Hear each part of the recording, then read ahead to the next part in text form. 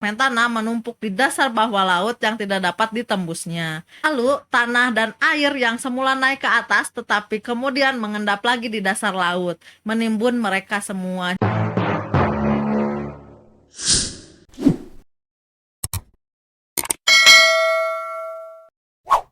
Assalamualaikum warahmatullahi wabarakatuh. Hai, kembali lagi bersama aku Fitria. Terima kasih ya kalian sudah mau klik video ini dan jangan lupa tonton video-video aku yang lainnya. Kali ini aku akan menceritakan tentang lautan misteri di dunia bernama Segitiga Bermuda. Ada apa aja di dalam Segitiga Bermuda? Yuk kita bahas. Semoga cerita ini juga menarik ya untuk kalian dan langsung saja kita masuk ke dalam ceritanya. Cekidot!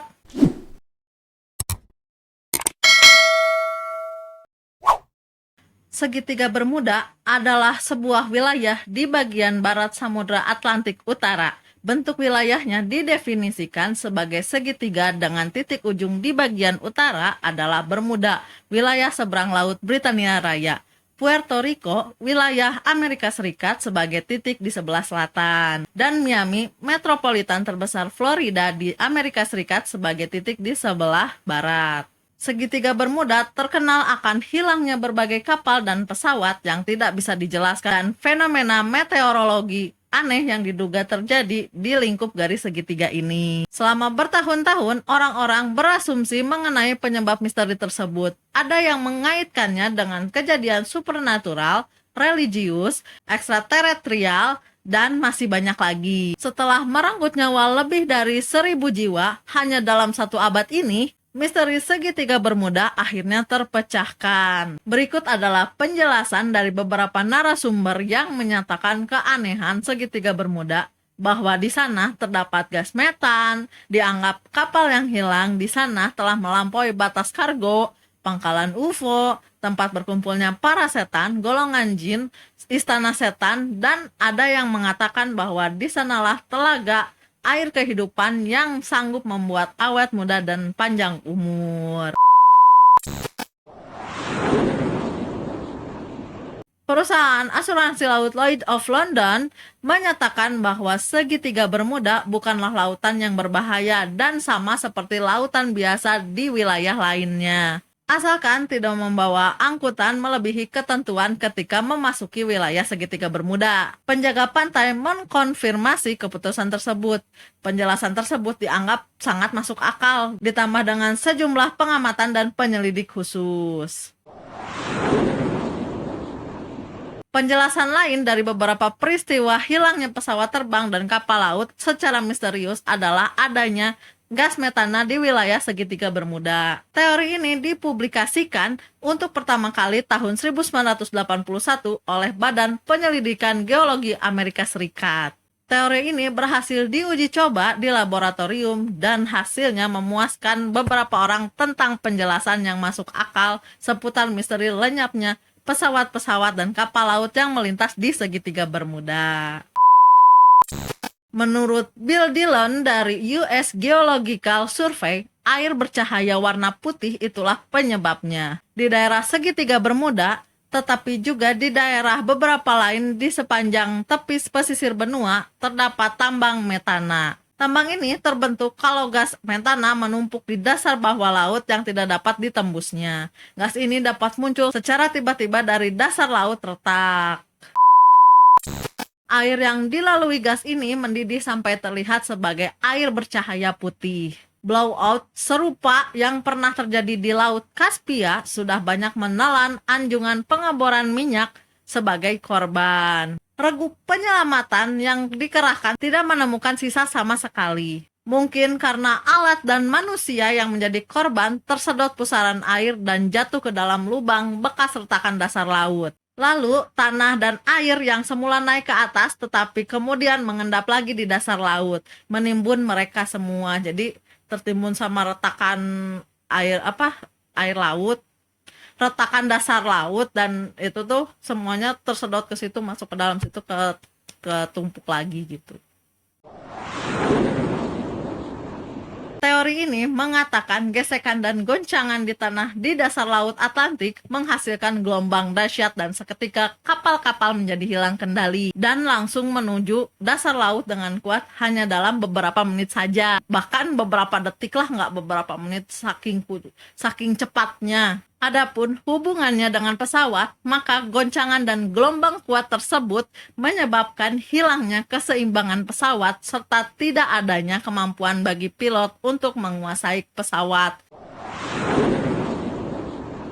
Gravitasi, medan graviti terbalik, anomali magnetic gravity, dan hubungannya dengan apa yang terjadi di segitiga Bermuda, sesungguhnya kompas dan alat navigasi elektronik lainnya di dalam pesawat pada saat terbang di atas segitiga Bermuda akan goncang dan bergerak tidak normal. Begitu juga kompas yang ada pada kapal yang menunjukkan kekuatannya daya magnet dan anehnya gravitasi yang terbalik.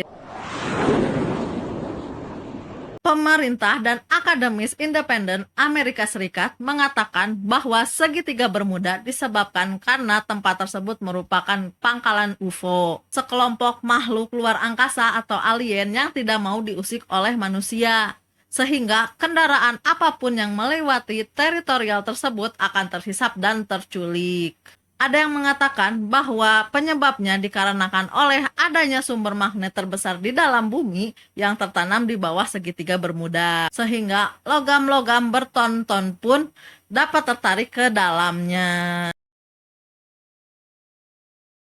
Dalam sejarah, orang-orang, kapal, pesawat, dan lain-lainnya yang hilang di segitiga Bermuda secara misterius seperti yang sering kita dengar di perairan ini sebenarnya adalah masuk ke dalam lorong waktu yang misterius.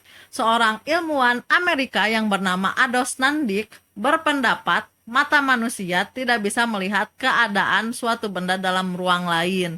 Itulah objektivitas keberadaan lorong waktu. Dalam penyelidikannya terhadap lorong waktu, John Buckley mengemukakan teori-teori hipotesisnya. Aku bacain ya. Objektivitas keberadaan lorong waktu adalah bersifat kematerialan, tidak terlihat, tidak dapat disentuh, tertutup untuk dunia fana dari kehidupan manusia, tetapi tidak mutlak karena kadang-kadang ia akan membukanya. Lorong waktu dengan dunia manusia bukanlah suatu sistem waktu. Setelah memasuki seperangkat sistem waktu, ada kemungkinan kembali ke masa lalu yang sangat jauh, atau memasuki masa depan, karena di dalam lorong tersebut, waktu dapat bersifat searah maupun berlawanan arah. Bisa bergerak lurus juga sebaliknya. Dan bahkan bisa dia membeku. Terhadap dunia fana di bumi, jika memasuki lorong waktu berarti hilang secara misterius. Dan jika keluar dari lorong waktu itu, maka artinya adalah muncul lagi secara misterius. Disebabkan lorong waktu dan bumi bukan merupakan sebuah sistem waktu. Dan karena waktu bisa dia membeku, maka meskipun telah hilang selama 3 tahun sampai 5 tahun, bahkan 30 atau 50 tahun, waktunya sama seperti dengan 1 atau setengah hari. Penyebab utama dari kehancuran dan menghilangnya banyak kendaraan di segitiga Bermuda ternyata adalah killer clouds. Bersamaan dengan 2016 yang diwarnai kemunculan killer clouds, badut-badut pembunuh, ditemukan juga killer clouds atau awan-awan pembunuh. Itulah yang dipercaya kebanyakan ilmuwan telah menenggelamkan dan menghancurkan banyak kapal serta pesawat di daerah misterius segitiga Bermuda. Para peneliti menyebutkan bahwa killer clouds yang berbentuk heksagonal itu dapat berkumpul dan membentuk segitiga besar Bermuda itu. Selain berpenampilan mengerikan, kekuatan killer clouds juga sangat mengerikan. Fenomena killer clouds dapat menyebabkan angin kematian berkecepatan 273,6 km per jam yang mereka deskripsikan sebagai bom udara. Mereka percaya bahwa ledakan-ledakan brutal udara tersebut yang mampu membalikan kapal dan bahkan menenggelamkan pesawat ke dalam laut. Laporan menyebutkan bahwa awan-awan raksasa ini seringkali muncul di atas ujung barat segitiga Bermuda dan terbentuk sepanjang 32 hingga 89 km.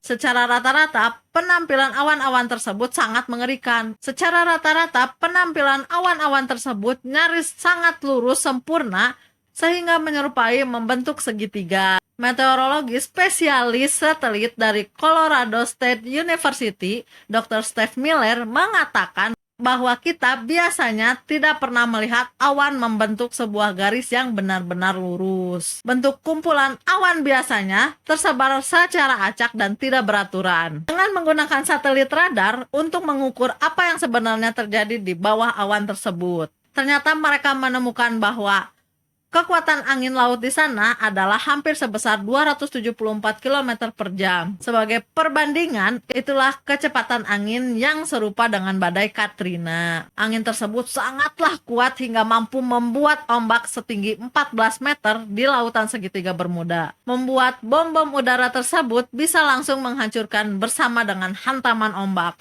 Walaupun sudah tahu penyebabnya, jangan coba-coba menantang bertamasya ke sana ya.